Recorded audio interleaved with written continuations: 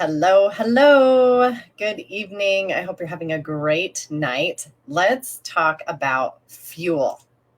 Let's talk about the fuel for your body. So, no matter what your goals are, whether you're looking to lose weight or tone up, or you just want to stick to a healthier regimen, the right combination of food really, really matters. So, let me ask you a question. Would you put regular fuel in your diesel truck? Probably not, right? Because it's not going to work. So just like powering your car, the food you're eating for is fuel for your body. And if you feel sluggish or overweight or just not quite to your personal best, it's likely because you're using the wrong type of fuel. So fuel carries with it a set of instructions for your body. It a set of directions. It tells your body to do different things and it follows your body's roadmap. So I want you to think about this. All foods are not created equal, even though they're all fuel. All foods are not created equal. That's an important point because we often get wrapped up into the calories in, calories out thing. And just like unleaded fuel and diesel fuel do different things for a vehicle, each type of food burns differently in your engine, your metabolism. So understanding the unique set of directions that each food is giving your body, it will drastically change your body's ability to look different, feel different, act different. And just like understanding the fuel that you need for your car, it takes a little bit of study and research to understand the fuel that your body needs. Instead of choosing unleaded or leaded or diesel, you've got a huge variety of choices. So that means it's not just as simple as the calories in, calories out. So I want you to also consider this. Consider deciding which food is best for keeping your body running its best all the time. So what are you doing today? What are you doing tomorrow? What does your body need to run its best? Macros, you've heard me talk about macros probably, short for macronutrients. Those are the basic categories that foods are divided into. You can think of them like low, medium, and high octane fuel. So the carbs, they burn quickly. They're fast fuel. They come from fruits and veggies and the sugar in dairy and the sugar in sugar. Proteins, the middle ground. It breaks down a little faster than fat, but not as quickly as carbohydrates. And it's usually found in animal products, dark green veggies, and some grains. And then fats, they're the slow burning fuel. They're like the big, huge log on the fire.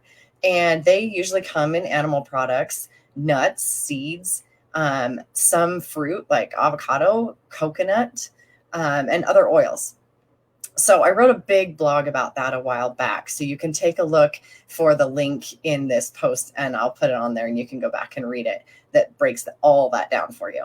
But the basic science of the energy that your body uses is correct in the calories in, calories out thing. But the devil is in the details. So when we move, breathe, think, exercise, our bodies burn fuel and it's measured in calories, little balls of energy. And it's challenging to correctly estimate that burn without serious scientific equipment. So there are 3 calorie hacks that you can use to help reduce your calorie load. You can engage in activities that increase your heart rate. You can use large muscle groups. And you can put those muscle groups under enough load to create fatigue. All of those things will cause you to burn more calories. All those different monitors out there, they're great. They give you a great ballpark idea, but they shouldn't be considered exact. So let's talk now about the impact of fat storage. Why do we store it? What is it going on? So we know that if we consume more energy, calories, than we burn, our bodies store the extra for later in the form of fat. We usually use that stored energy for something else down the road, or at least that's how our body is designed. The process can seem pretty complicated, but the truth is that calories don't play a huge role in the whole body composition game. The way that our bodies use and burn the different macronutrients affects how they're stored, where they're stored, and whether they're used short-term or long-term. So that's part of the reason that it isn't just about calories in, calories out. So here's a helpful body fuel hack for you. How you're planning to move your body provides useful information on what kind of fuel you need to consume. It also gives us the framework for your whole plan of the day. But more than that, it's more than the fuel you use. It's just how you're planning to move your body really reveals how much and what type you need to consume. So what you need to know is your body works similarly to the engine in the car that I was referring to earlier. It burns fuel as needed. So if you're running it hard, pedal to the metal, your body is going to burn really rapidly. It is going to blow through fuel. But while the calories aren't super significant, they are a major part. They are a factor in understanding that. So if your body is going pedal to the metal, hardcore, you're going to burn a lot more calories than if you're going sitting at your desk all day. So when your body is burning high octane or needs high octane fuel, that's what you need to give it.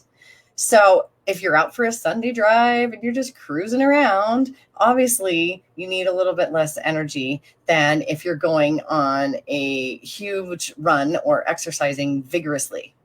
So fuel for your body and what it needs for the activity at the time to run at the optimal speed is what you need to focus on. So if you're going to be doing some of that vigorous activity, make sure you have fuel that your body can break down right away, like carbohydrates. That's the quick fuel, right? It needs glucose that's ready to go right away. Then if you're sitting at your desk all day, your body doesn't need that quick fuel. So your body has lots of time to break down the fat. So you don't need to fill it up with some quick burning fuel right away. So shifting your mindset is a key ingredient to using healthier fuel. Understanding what your body needs and when it needs it and why it needs it.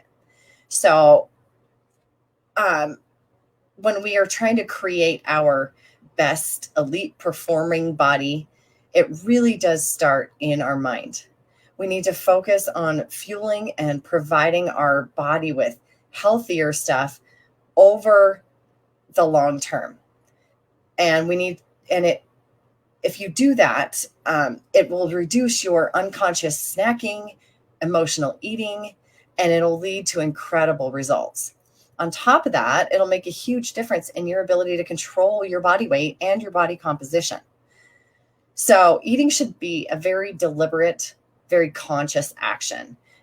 It's not about having willpower or depriving yourself of everything you want to have, or even calorie budgeting. It's not just about the calories. It's seeing the calories as the fuel for your body and moving to find the right type of fuel for your body, and then shifting our mindset to a greater awareness of what and when and the different types of fuel that we need to run our bodies. I'm going to be unpacking more of this in the upcoming week and the next upcoming weeks, both on my social media here and on my blog. And I would love to hear your stories of shifting your mindset and seeing food as fuel. So let's get together. Let's look at some hacks to get your body more powerfully revved up and ready to run whatever race you are running. So let me know your thoughts. Let me see how this affected you. I'm really, really excited to hear if this was eye-opening or inspiring for you. So be sure to share this with others and, of course, share your experience with me. Have a good night.